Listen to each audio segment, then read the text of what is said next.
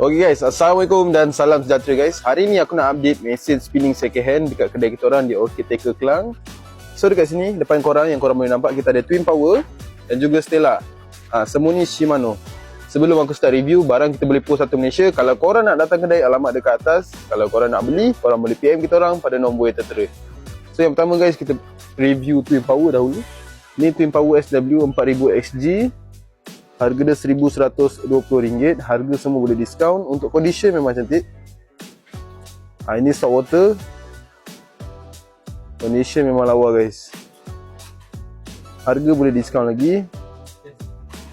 Untuk pertanyaan apa-apa, korang PM je terus kita orang. Yang kedua, kita ada Twin Power XD 4000 PG. Untuk 4000 PG XD ni, harga dia RM1,300. Kalau korang nak compare dengan harga baru, memang jauh beza lah. Ni second hand. Ada calar-calar halus sikit sahaja, tapi overall dia punya condition dalaman dan luaran dia okey lah. Cantik. Beli pun nampak macam mesin baru. Ni harga dia RM1,300, harga boleh diskaun lagi. Seterusnya guys, kita ada Twin Power SW 5000 XG. Kalau korang nak main yang besar-besar sikit, popping, ni pun sesuai juga. Ni harga dia RM1,450. Untuk condition memang lawa. Condition memang cantik guys. Sebiji macam baru. Tapi baru tak dapat harga ni bang. Ni second hand, harga RM1,450. Boleh diskaun lagi. Siap dengan kotak. So ada 3 biji Twin Power, 2 biji Stella. Untuk Stella yang pertama ni, kita ada Stella saiz 4000 XG. Ini model J, Japan punya. Harga dia RM2,000 je. RM2,000 sahaja. Harga boleh diskaun lagi. Untuk condition memang lawa guys. Memang puas hati kalau korang beli.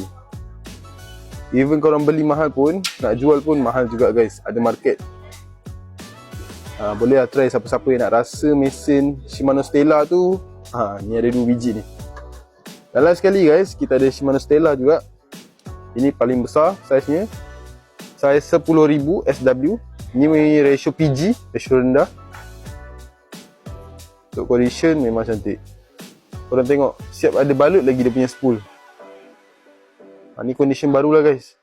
Harga dia RM3,340. Harga boleh diskaun lagi. Barang memang cantik. Siap dengan kotak. So kepada korang yang teringin nak pakai Stella, teringin nak pakai Twin Power, korang boleh PM kita orang sekarang guys. Kita orang boleh adjust harga untuk korang. Barang insyaAllah ada untuk korang. So macam biasa, kalau korang berminat nak beli, korang boleh PM pada nombor yang tertera ataupun datang je lokasi yang aku dah letak. So macam biasa guys, apa-apa korang roger je. Dan kami juga menerima trade in race dan road. Sekian, terima kasih.